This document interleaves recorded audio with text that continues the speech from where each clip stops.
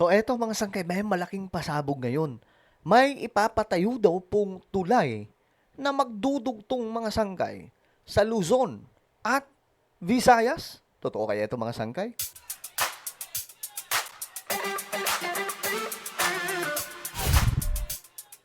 Yo guys, magandang oras po sa inyong lahat. Muli, ako ito, si Sangkay Janjan, nagbabalik dito sa ating YouTube channel.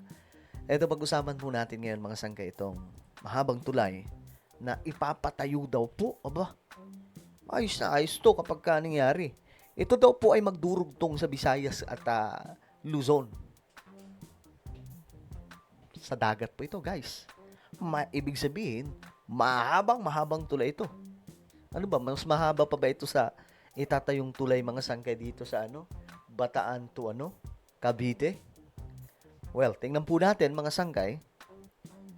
Anyway, bago tayo magtuloy-tuloy sa mga hindi pa po nakakapag-subscribe dyan, makikita nyo po yung subscribe button sa baba ng video na to. I-click nyo lamang po yung subscribe, i-click ang bell, at i-click nyo po yung all. Sa mga nanonood naman po sa Facebook, syempre, i-follow nyo po yung ating Facebook page. Okay? So, shoutout po sa inyong lahat, mga sangkay. Okay. Ito na nga po ang balita ngayon. No? Isa pong tulay na dati, nung bago pa lamang po ako nagbablog, usap-usapan na po ito. Na ipapatayo daw po ang sinasabing tulay na ito. Ito ay walang iba mga sangkay kundi ang tulay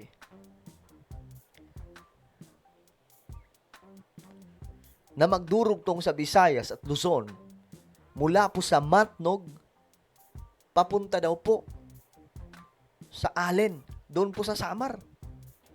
Magsasagawa ng feasibility studies ang Department of Public Works and Highways kaugnay sa pagpapatayo ng tulay o tunnel na magdurugtong sa Luzon at Visayas. Tunnel?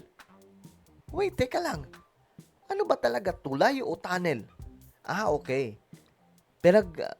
Pag-iisipan kung tunnel or tulay. Pero mas bet ko kung tunnel, mga sangkay, no? Tunnel na lang kaya kasi ang dami na po nating tulay eh. Ngayon, eto, tingnan po natin ang balitang ito, mga sangkay.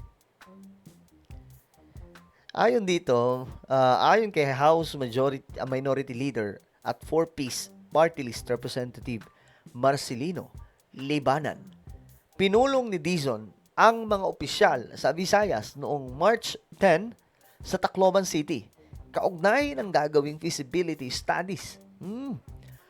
Bukod kay Libanan, kasama umano sa kinausap ni Dizon, sina Eastern Samar Representative Christopher Shin Gonzales, Eastern Samar Governor Ivardone, Northern Samar Governor Haris Ongchuan, Northern Samar Representative Edwin Ongchuan, parehas Dynasty, Samar Representative Stephen James Tan, Samar Representative Reynolds Michael Tan, Samar Governor Sharian Tan, at Leyte Governor Jericho Pitilla.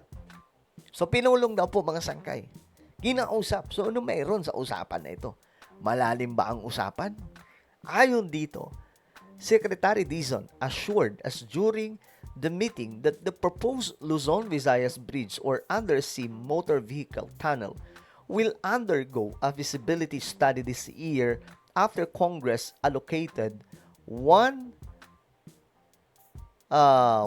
million to fund. Pupunduhan mga sangkay? Seryoso ba? Okay. Pero ba't ano to? Ano pa lang to guys Yung sinasabi dito, itong pondo na ito, para pa lamang po mga sangkay sa pag-aaral, no, kung ano ba talaga ang gagawin. Tulay ba o tunnel? We in Congress are firmly committed to pursuing these transformative projects that will link Luzon, Visayas, and Mindanao. Actually, hindi lamang po ito Luzon at Visayas ang dudugtong. Ang dudugtong po nito papunta rin po sa Mindanao Through fixed and permanent structures. Si Libanan ang may akda ng House Bill 4589 na naglalayong magtayo ng tulay o tunnel na magdurugtong sa Sorsogon at Northern Samar. Ito na po yun, mga sangkay. Yung mula sa Matnog, kasi ang Matnog at saka Allen, ang Matnog kasi ay sa Sorsogon po yan. So, sa Luzon. Ang Allen, ito po ay sa Samar. So, sa Visayas. So, ito po, mga sangkay, tinatawid po yan ng barko. Tinatawid po yan ng barko. Mga ferry, mga sangkay na mga malalaki, yun po ang tumatawid dyan. So, doon sinasakay. Ang problema, kapag malakas po yung bagyo, ang mga pantalan ba tawag doon? Mga terminal ba? O, basta yun, mga sangkay, punong-puno po, na stranded po ang lahat. Kaya, syempre, hindi pwedeng tumakbo ang barko, mga sangkay, kapag kaganon. Pero, kung malalagyan na po ng tulay yan, since, ang napansin ko talaga dyan, mga sangkay, yung mga barko, pabulok na po ng pabulok Parang bibigay na po talaga So, ang mangyayari dyan, kapag nagkaroon po ng tulay, mga sangkay, mas magiging madali ang biyahe. Kasi yung mga bus, hindi na po nila kinakailangan na sumakay ng barko. Kasi tinatawid po yun, mga sangkay. Kasama po yung mga pasahero. So, maganda kung matutuloy ito, mga sangkay. Ito yun, Nasaan ba yung... Ayan po yun. Ito, Allen Samar. Ito yung Matnog. Ito yung sa Luzon. Ito yung sa Samar. Pagpupunta kayo ng Mindanao, dito din po kayo dadaan kung hindi kayo mag-aeroplano. Yan, sa mga mahilig po ng long travel, land travel, at mahaba-habang travel, dadaan kayo dito. Pero itinatawid po kasi ito ng barko. Papuntang Allen or Allen to Matnog, Sorsogon. Ngayon, ayon po dito, mga sangkay. Tingnan natin.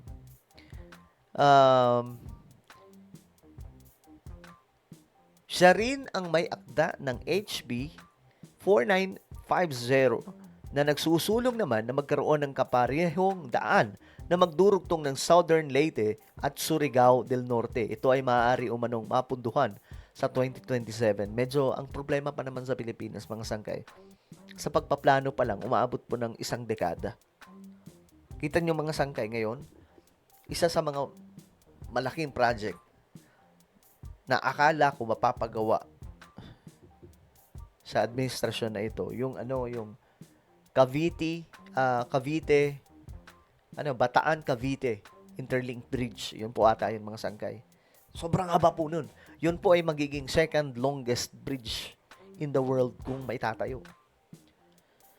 Sobrang haba. Ang problema, mga sangkay, hanggang ngayon wala pa. Pinag-aaralan pa rin po. Ganyan po hindi po tulad sa China, kasi China, mabilis lang Okay, patayo yan. Sige, pondohan natin yan. Tapos, mabilis ang trabaho.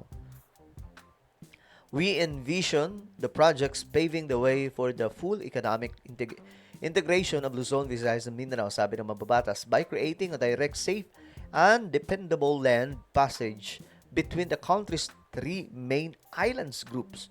These links will transform the movement of people, goods, and services nationwide. Sinabi ni Libanan na lalakas ang turismo at kalakalan. Exactly, mga sangkay. Kapag nangyari yan, lalakas po yung turismo talaga. Kalakalan kapag nabuksan ng 200 na makakatulong din para sa mabilis na pagtugon sa panahon ng kalamidad. You see? Sa kasalukuyan, ang mga sasakyan sa Matnog, Sorsogon ay sumasakay ng ferry para makatawid sa Allen, Northern Samar. Sumasakay din ng ferry ang mga sasakyan upang makatawid sa Liloan, Southern Leyte, patungong Surigao, Leyte. Ganyan po, mga sangkay, kasi puro tayo isla no? Pero kung magagawan po ng tulay yan or tunnel, mga sangkay, ay, naku po. So, yan po ay pinag-aaralan sa administration nito, pero hindi ko alam kung mapapatayo yan sa taon na ito. Siguro mapupondohan, siguro ma-approve. Well, abangan na lamang po natin. Pero ako natutuwa, mga sangkay, kasi dati, pinag-uusapan pa lang to dati, di ba? So, ngayon, talagang, eto na, mga sangkay, nakikita na po natin. Well, ano po ang inyong opinion? Comment down below. Meron po tayong YouTube channel. Ito po ay Sangkay Revelation. Hanapin nyo po ito ngayon sa YouTube. Kapag nakita nyo na, i-click nyo po yung subscribe, i-click ang bell, at i-click nyo po yung all. Ako na po ay magpapaalam. Mag-iingat pong lahat. God bless everyone.